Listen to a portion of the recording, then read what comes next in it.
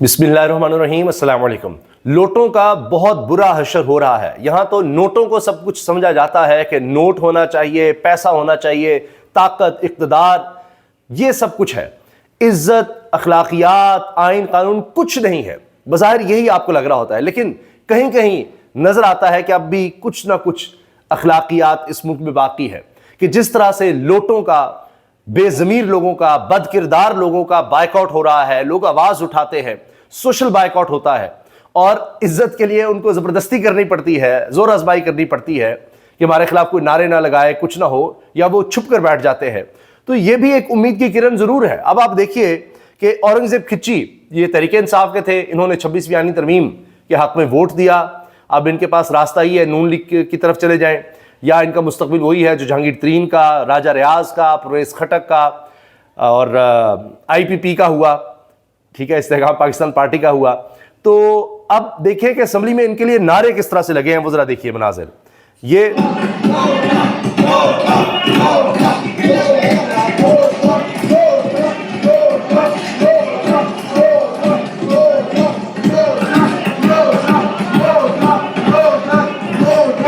अब हुआ ये कि ये है PTI MNA शाहिद खटक और सुहेल सुल्तान।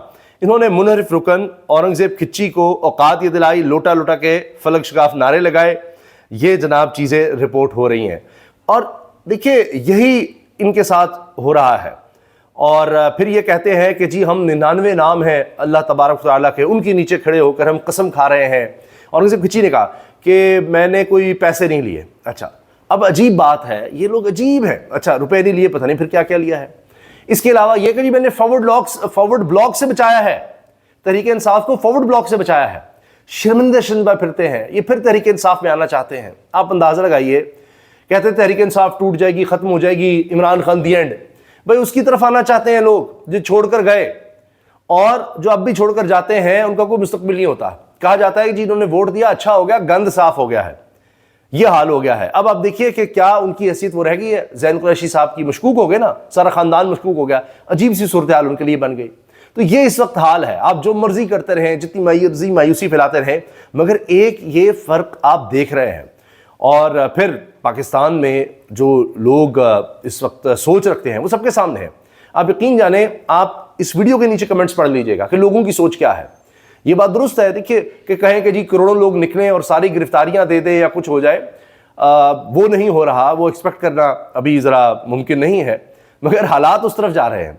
जो लोग निकलते हैं, आवाज़ उठाते हैं, दिलों में जो लोगों के इस वक्त जज्बात हैं, वो तो ये था कि रियासत ने उनको हक दिया था वोट के जरिए कि आपको आने की ज़रूरत नहीं है सड़क पर, आपको तोड़ फोड़ करने की ज़रूरत नहीं है, आपको कानून आइन में हक है, आप वोट दें और फिर अपनी मर्जी का फैसला आप सुना दें। अब वो भी उनसे छीन लिया गया है।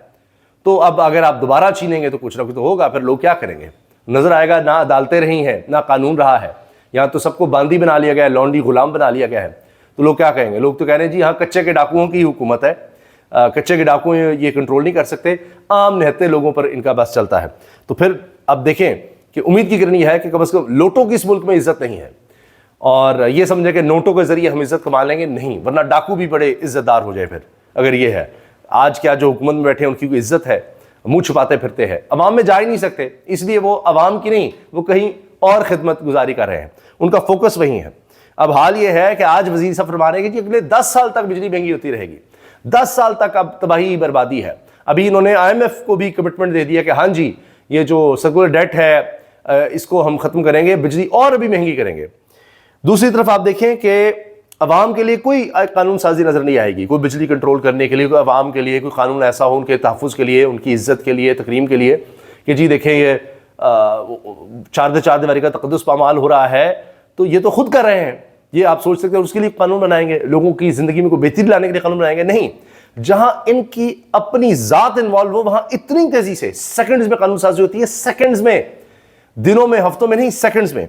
कौमी असम्बली से 25 मिनट, सेनेट से 15 मिनट और कायम मकाम सदर यूसुफ रज़ा गिलानी से 2 मिनट में कवानीन बनने और गजट डिपार्टमेंट के रात के नोटिफिकेशन छापने के बाद अल्लाह सुबह नोटिफिकेशन जारी कर दिया गया।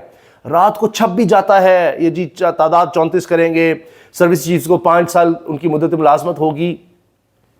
ये फौरी तौर पर गजट में छप भी जाता है, रात को छापे लग रहे हैं और नोटिफिकेशन सुबह जारी भी हो जाता है। सारे बाबू जाग रहे हैं, सारी अफसरशाही, ब्यूरोक्रेसी, ये सब इसके लिए है, अवाम के लिए नहीं है। ये इनके इख्तिदार में अशराफिया के जाती मफाद के लिए। इस मुल्क को लूटा बर्बाद किया है अशराफिया ने, ताकतवरों ने, साहिब हैसियत जिनको कहते हैं ना, उन डाकुओं ने इनको बर्बाद किया है। आम आदमी बेचारा क्या करेगा? उसको तो यही था ना कि जाकर वोट दे दे। उसने अपना फर्ज निभा दिया, उसने अपनी सोच के मुताबिक कर दिया। वो सुबह से शाम अपने बच्चों के लिए रोजी कमाने के लिए लगा रहता है। ज्यादातर अब ये कोशिश कर रहे हैं किसी तरह मुल्क से बाहर चले जाए, यहां तो कोई मुस्तकबिल नजर नहीं आ रहा। खासतौर पर जो पढ़े लिखे हैं वो कहते हैं किसी तरह से मुल्क से बाहर चले जाए, आगे अंधेरा ही अंधेरा, अंधेरा ही अंधेरा नजर आ रहा है और उसको और ये लोग गहरा कर रहे हैं। उनके लिए तो कुछ भी नहीं है यहां पर, वो उसमें लगा हुआ है। ये लोग क्या करते हैं, इक़्तिदार में आकर बस कर्जे लिए, अपनी याशिया की और अगली बारी का इंतजार किया, बाहर जाकर बैठ गए, महल्लात बनाए, उसके बाद फिर डील शील की, आ गए। ये इन्होंने इस मुल्क का हाल कर दिया है। और अब दूसरी तरफ क्या हो रहा है, कोशिशें जारी हैं। अब मौलाना साहब देखते हैं क्या करते हैं, क्योंकि मौलाना साहब की भी सारी कारकर्दगी नजर आ गई। 26वीं यानी तरमीम जनाब, हमने सांप जो है उसका जहर निकाल दिया, दांत निकाल दिया। उस सांप के पहले से ज्यादा खतरनाक दांत भी निकल आए हैं, पहले से ज्यादा जहर भी उसमें भर दिया गया है। अब क्या करेंगे मौलाना? तहरीक इंसाफ फिर एक कोशिश करने लगी है। बंगला नंबर 7 मौलाना फजल रहमान की रिहाइशगाह फिर से आबाद होने जा रही है। पीटीआई का वफ्द आज मौलाना से मुलाकात करने पहुंचेगा, सियासी अमूर पर मुशावरत की जाएगी और असद कैसर के मुताबिक पीटीआई मौलाना के साथ मिलकर एहतजाज की कॉल भी देगी। अब देखते हैं वाकई ऐसा होता है नहीं। मुलाकात में पार्लियामान से मंजूर होने वाली तरामीम से मुतालिक मुशावरत होगी। देखते हैं मौलाना अब क्या करते हैं। अब भी डरे रहते हैं क्या होगा। कुछ उम्मीदें याया अफरीदी साहब से थी, हैं, चीफ जस्टिस बनने के बाद कुछ काम उनके ऐसे नजर आए। इस पर मैं देख रहा था, एक साहब कह रहे थे, वो देखे चीफ जस्टिस याया अफरीदी ने जब कुछ इक़दाम किए तो वो साफ़ी जो काजी फाइज ईसा के हक में थे वो याया अफरीदी के खिलाफ बात करने लग गए। अब जस्टिस याया अफरीदी ने चूंकि फुल कोर्ट नहीं लगने दी 26 यानी तरमीम पर, तो काजी फाइज ईसा के जो मुखालिफिन थे वो मिलके मुखालिफिन बन गए हैं। तो देखिए बड़ी बुनियादी सी बात है कि यहाँ बात करने का तो हक है, अगरचे लोगों को उठा लिया जाता है, गायब कर दिया, लापता कर दिया जाता है, अगवा किया जाता है, तशद्दुद किया जाता है, मगर जहाँ जहाँ कोई बात कर सकता है, जिसको लगेगा ये काम आइन के मुताबिक हो रहा है, कानून के मुताबिक हो रहा है, वो उस पर कह देगा। जहाँ लगेगा नहीं ठीक हो रहा, लोग अपने हलफ से ही फिर रहे हैं, तो वहाँ दूसरी बात आ जाएगी। अब असद तुर कहते हैं जुडिशल कमीशन इजलास 2 बजे पर गैर आइनी है। अगर याया अफरीदी इतने ही आइन पसंद हैं तो जुडिशल कमीशन का इजलास जो आज बुलाया वो तो 26वीं आईनी तरमीम के बाद बुला ही नहीं सकते, क्योंकि 13वां मेंबर मौजूद ही नहीं, यानी आईनी बेंच का सरबराह वो भी होना चाहिए, उसका तो भी तायुन ही नहीं हुआ। तो फिर ये तो 12 रुकनी होगा। उसमें भी कह रहे हैं जी बिलावल नाराज हैं, बिलावल भुट्टो नाराज हो गए हैं। इतनी ड्रामेबाजी है, इतनी ड्रामेबाजी है, हैरान होते हैं कि लोगों को कितना बेवकूफ़ समझते हैं। ये हर दफ़ा बिलावल भुट्टो नाराज हो जाते हैं। अभी तरमीम में सारा साथ थे, आगे आगे थे। अब जो कानून साजी हुई है, जजेस की तादाद 34 कर देंगे सुप्रीम कोर्ट के। मुझे तो लगता है क्लर्कों को भी जज बना देंगे। वैसे जजों को क्लर्क तो कर दिया है, बल्कि क्लर्क से भी नीचे कर दिया है, वो भी दर्जा 4 के। तो अब पता नहीं कहाँ कहाँ से इतने लोग ढूंढेंगे, इतनी असामियाँ। 34 सुप्रीम कोर्ट के, वो हाई कोर्ट से आने हैं। हाई कोर्ट में आप देखिए पहले ही 34 लाहौर हाई कोर्ट में है, 60 की असामियां हैं। यहां से उठाकर आगे ले जाएंगे, नीचे पता नहीं कितने लोग इन्होंने भर्ती करने हैं। ऐसे भर्तियां होंगी, ऐसे भर्तियां होंगी जैसे वो ये पीआईए में, रेलवे में, स्टील मिल में, वापडा में, ये जैसे इन्होंने लोग भर्ती किए ना और भट्टा बिठा दिया इन सारे सरकारी इदारों का। तो इन्होंने वही सुप्रीम कोर्ट में भर्तियां ही भर्तियां, हाई कोर्ट में भर्ती ही भर्ती। बस आओ आओ और लगते जाओ। बस एक काम करना है, मोहरें लगानी है, बस साइन करने हैं। जो जो हम अहकाम देंगे उस पर मोहरे लगाते जाना, उस पर साइन करते जाना। तुम्हें आइन पसंद है तो फिर तो वो ये जुडिशल कमीशन ऑफ पाकिस्तान का इजलास भी नहीं बुला सकते थे जो आज उन्होंने 2 बजे बुला रखा है, क्योंकि इसी 26वीं आईनी तरमीम के तहत ये कहा गया है कि जुडिशल कमीशन ऑफ पाकिस्तान का इजलास जो होगा उसके मेंबरान 13 होंगे।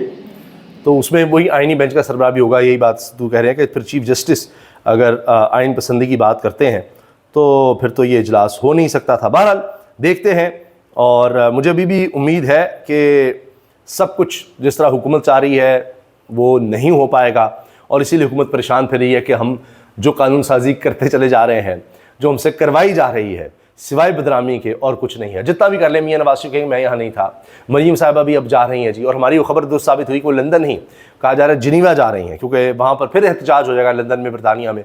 तो फ़्लाइट का तो पता लग जाता है, लेकिन जनीवा में जब जाएंगी वहाँ से कब बरतानिया आ जाएं वो ज़रा छुपाया जा सकता है। मियां नवाज शरीफ साहब उनको वहीं पर मिलेंगे। तो अब बाप बेटी वहाँ पर गए हुए हैं और बस रिमोट कंट्रोल से जनाब गवर्नमेंट चलाई जा रही है, इस मुल्क को चलाया जा रहा है। इजाज़त दीजिए, अल्लाह हाफ़िज़।